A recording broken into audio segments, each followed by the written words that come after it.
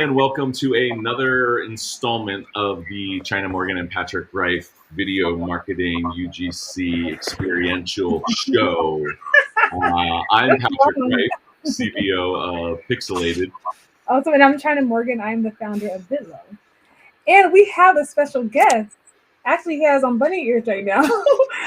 He is an expert at immersive design, and he also brings music to the eyes. So if you want to introduce yourself, that would be awesome. Hey, howdy. So I'm George Berlin, creative genius. Music for your eyes is correct. We design immersive experiences that bring out millions of people around the world with projection and light art and light sculpture and awesome things. I also hide tiny paintings all over the city and all over the world when I travel. So that's another fun thing we do. Awesome. So George, I really love what you do. You do some amazing things all over the world, right?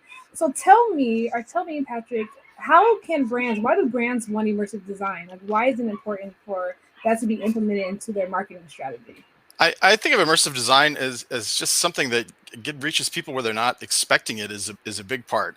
It's not just novelty. It's taking it off of screens that people are used to looking for messaging and kind of grabbing them where they're at. And it also just really turns public spaces into a whole different thing. It's really a lot about like placemaking and like building memories for somewhere with your brand and what you do for people. And they'll remember that every time they're there. That's a big part of it for us. Do you think brands understand the importance of that? Because it is kind of like just like a branding touch point that you don't really realize you need. Yeah, I think they're getting it more. It's always tough to tell them, because it's over. A lot of times, depending on what we do, we might do a temporary projection installation, and after the weekend, it's gone. But people don't forget those kind of things. And some of the more immersive things we do, like 3D billboards or light sculpture that stay around longer, makes a big impression. It kind of cements a place into people's minds connected with who it's about. That's great. George, hearing you say that, it brings me back to thinking about kind of the early days of Pixilated when we started to have aha moments and realize that, we started just as a B2C company, right? We were like doing this thing at weddings and it was amazing. And then when we started to realize that it translated over inside of the brand space, but more importantly, that like there was more things afoot, right, than just like the simple kind of like fun of it. And realizing that it was the beginning of a conversation fundamentally. And it was this opportunity for brands to see consumers where they were, right? Like, you're a runner that lives in Oregon, is into trail racing, right? Like, very specific. You are a high school cheerleader that is trying to make a go of it in college. And like, we met you at like States or something along those lines.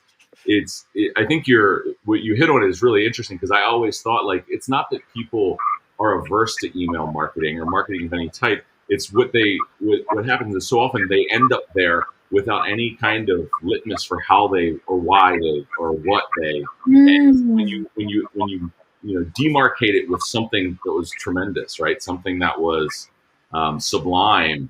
They don't forget that. Like, to your point, like they don't forget that. Yeah. And my wife likes to joke to me because I enjoy going to the mailbox outside of her house. But when you go to the mailbox, there's only two things in there. It's like something great or a bunch of crap. And people have expectations. Even when you open your inbox, it's like, well, either it's work or some garbage I don't want to get from somebody. Or a paycheck, right? Or a good paycheck. Yes, sometimes a paycheck, like your email. Yeah. But, when you're just out on the street and like, here's a building and it's, there's a huge immersive experience, it gets past a lot of things that people aren't expecting. And what you said is true. It's really great for conversations. I just came from a light festival we did in Alice Beach, Florida. It's a big resort town, like 6,000 people came out, and we were just, it's great to, the story we had was about ecology and like climate change, and we just make a big story and then people see it and they want to talk about it. And you don't get that on web ads or TV, if you guys have heard of that from a long time ago.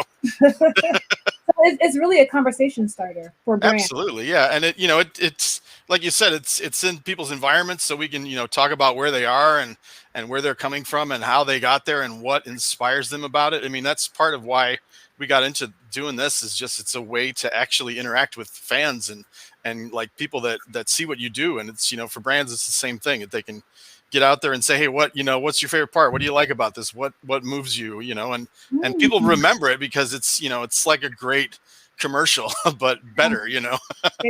But as technology is starting to get more complex or even more innovative, right? Have you seen a much more need for immersive design when it comes to tourism and when it comes to marketing? Is that kind of like a synergy with you guys, or is it a separate thing? Yeah, I mean, it's interesting. There's a lot of like middle-sized towns that are getting more into this. A lot of what we do is for tourism. It's for getting people out. You want to spice up your neighborhood, have people explore it, stay longer. It's like you put out a big light art piece and they're hanging around the neighborhood eating dinner. And one of the events we do is we're part of a festival called Blink in Cincinnati that has 2 million people come out in 4 days. There's only like 300,000 in the city of Cincinnati. So people are coming out multiple times, and it's cities like that size that want to kind of get a leg up. You might not see as much in like New York or LA or like a little tiny town, but if you're a medium-sized town, I mean, there's a lot of smaller cities that are doing it. We did a piece in Colorado Springs, which is not quite Denver, and I was just talking about a friend of mine who did a really massive. He did a mural with an AR component to it in Tulsa, Oklahoma. Like the last place you would think of like massive, beautiful artwork and a digital part to it. But it's a great like stepping stone for people that want to just kind of vault up to the next level of recognition. You know what? I think me and Patrick talked about this last week. Is it gives that FOMO effect, right? It's the fear of missing out of like having to be somewhere at one time and getting that experience right then and there, right, Patrick? Sure. I mean, the tourism side of it, right? Like things, it's so interesting the way that COVID reshaped how we think from a consumer's perspective in terms of experiences, which is kind of really great. Like I remember, like pre-COVID, we were like pitching the like the Superfly teams that were building like the Steinfeld experiences. Like we were in conversations to do all of the like each photo moment throughout these like high-end tours, like bong museums in Las Vegas and all that kind of like experiential stuff. Okay. And then like the COVID hit, right? And all that planning went to nothing because there was no reason to invest in physical. But instead, I love in Schitt's Creek when her friends come in from like they're like not eco touristing, but they're like looking for all the Instagram spots like across New York State, and they're just like little town, and they're doing it. But like that's what we're talking about. And now with these AI tools, right, you're able to plug things in that allow you to better drive the experience. You don't have to like literally paint the entire alleyways of the whole city like bright pink to do it, right? There's not this like extreme high rail that you have to climb over to make it happen. And it has this, because that is the way, it has the, like that geocachingness of it. There's this ephemeral quality because all of a sudden it's like, it's like cosplay. Like, do you have the lens down to be able to see the way that we've digitally altered the landscape? And that sense of like evoking curiosity and wonder is to tap into that is wonderful. Baltimore had a light festival too for 2 years. It was called Light City, and it was huge. It was massive. I mean, it brought in millions of people over like 10 days. But sadly, it didn't. It folded. After COVID. But you know what? I think it's crucial to say that I think a lot of these smaller towns need this type of experiences, right? Because they want to drive tourism, they want to drive profit into their cities, and immersive design is a way to do it. But I think a lot of people don't really understand the importance until you actually experience it for yourself. Yeah. I tell people, our things look really cool on video, but like being there is a whole other experience. Like you can't even comprehend what it feels like to be there. And like you said about evoking curiosity, a lot of these events, like the Blink is a good example. It's 30 city blocks long.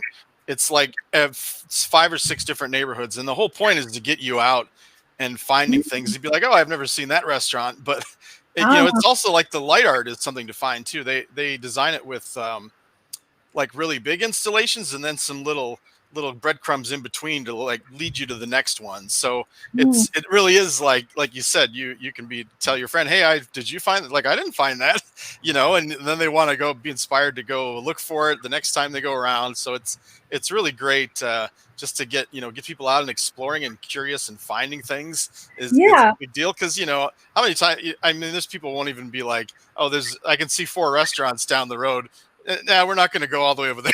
Let's eat right here. Like Yeah. normally people would just they don't want to explore. It's not a thing. Because what's super cool that you said is that I think for like even with Vidlo and Pixilated, we're all about like the brand experience, right? But with Yeah. immersive design, it's for the whole community, so everyone can pretty much benefit from having that type of experience in the city. Tourism, I mean not tourism, restaurants, cafes, art shows down the street. That's why Breweries. it's Yeah. such a good impact, Yeah, I mean, a lot of the events we go to, there'll be, a shop that sells honey was one of the places in Cincinnati that people wouldn't have found before, and just exploring all the different restaurants, all the streets you never found. Maybe there's a neighborhood you're like, oh, I haven't been here in a while. Even the locals were telling us like we haven't seen this many people downtown in 20 years. Wow. So I mean, it makes people proud of their city, and it's like you said, it's a boost for the economy. The tourism, their economic report, they spent 4 million and they got back like 120 million in people hired and retail and restaurants and all that. So I mean, it's kind of that sounds easy to get behind, but obviously, It takes yeah, I mean, people need to understand what goes into making something like that. Yeah. So you know what? Talk about a return of investment, though. Oh yeah, it's fantastic, right? But listen, so I want you, George, I want you to ask our audience a question regarding immersive design. What question do you have for them so they can noodle about it and give us some good answers? One question I always ask people is, how do you want people to feel when they come to your space? And that space could be in front of your storefront. It can be your neighborhood, the corner. Mm, Immersive experiences for me are always about like kind of writing a symphony of how we want people to feel over 5 minutes. So we always start with, what do you want? Do you want people to feel excited? Do you want them to feel curious? Do you want them to feel like they should do something? Do you want them to feel there's this weird sense when you see something that's just beautiful and it moves you, so I always say, what do you want people to feel in yeah. your space? Awesome. Awesome. How do you want, Patrick? How do you want to feel after this episode? I want them to Yeah. feel. Yeah. Well, I mean, so I've got all of these like little notes that I've written down that are like, kind of needling down. God, in so many ways, and I have to pick one. See, that's the problem. Now I have to pick one. But I think what I'm interested to ask you is, as a fellow experienced designer to some degree or another, like no doubt, like right, building your own business is always about doing what's working really well and fighting your curiosity to dive headfirst into the things that you're curious about and you're seeing. And we're at a point in time right now where where like things are exploding, right? Like the ability to get things done at a high rate of production value with a high competency, with like so much imagination at your fingertips. With all of that being said, what are the elements of what's happening right now that are, and there's also a level of bullshit, right, that's going on.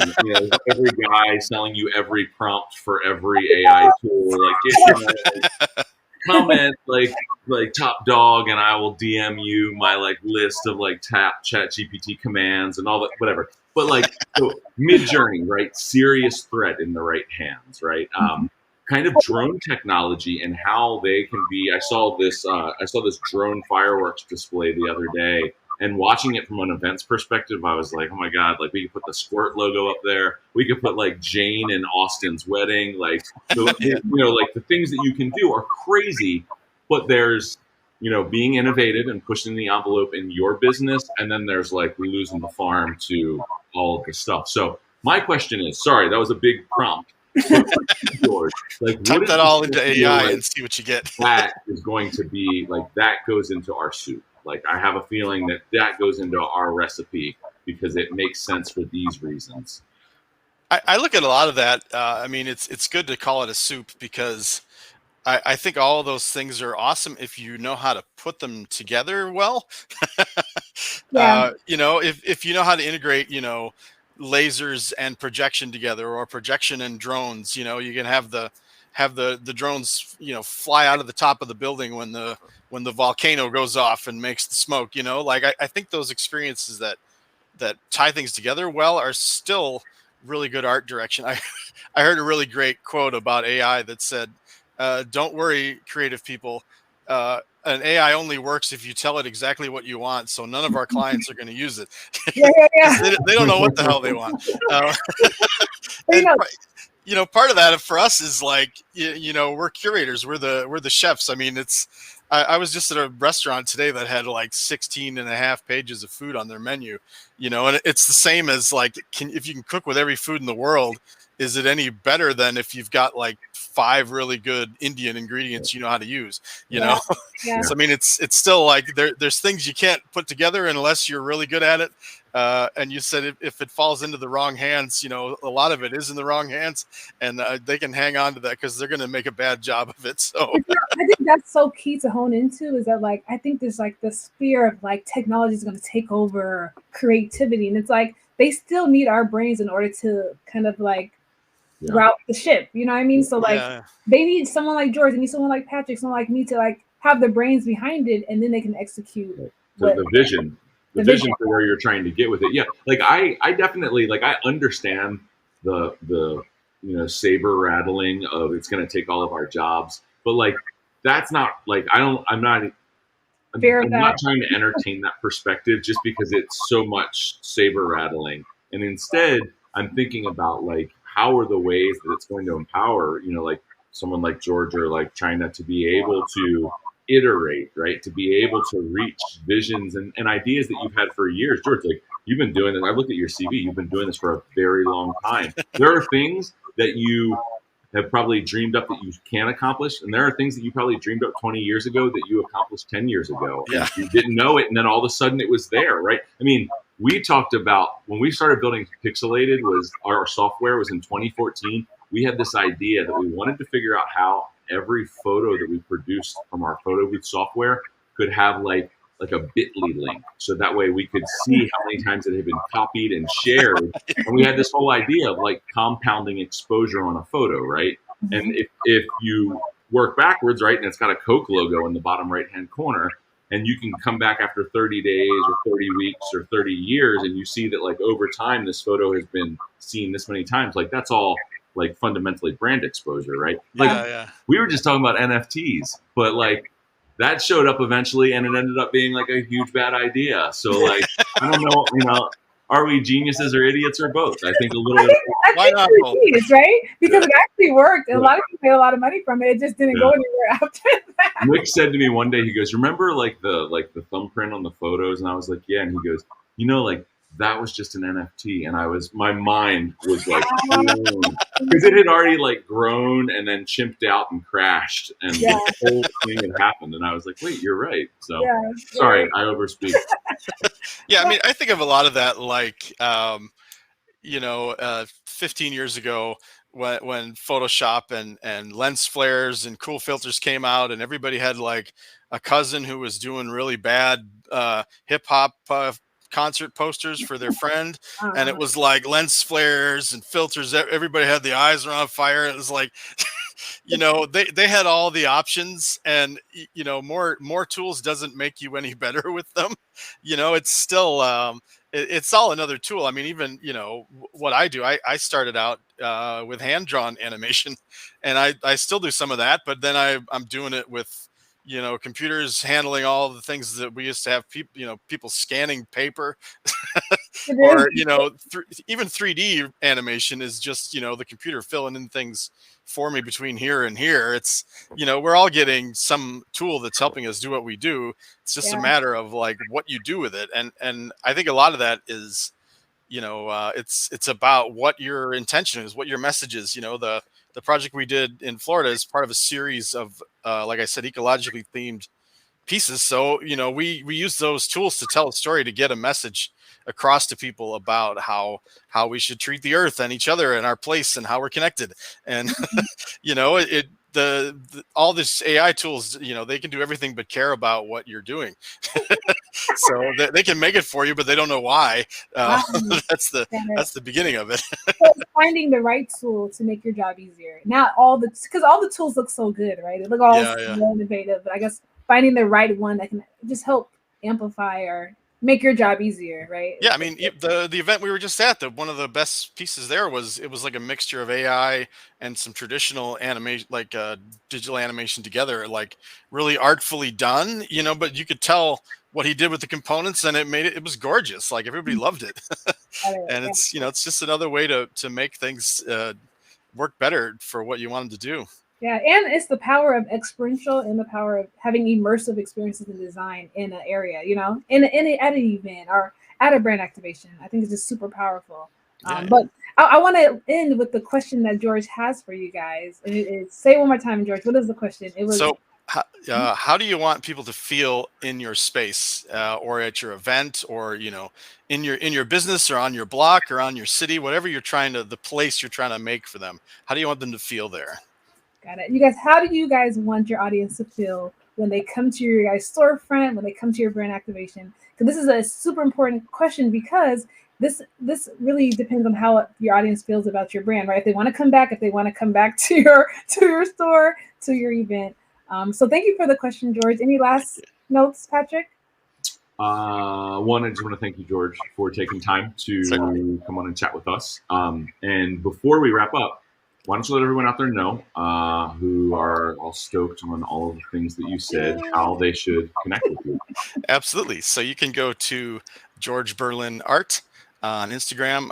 You can find George Berlin Studios on Facebook, or just go to georgeberlin.com, and there I am. Awesome, George. It's been a pleasure to pick your brain and learn more about what cool things you're doing in the immersive design.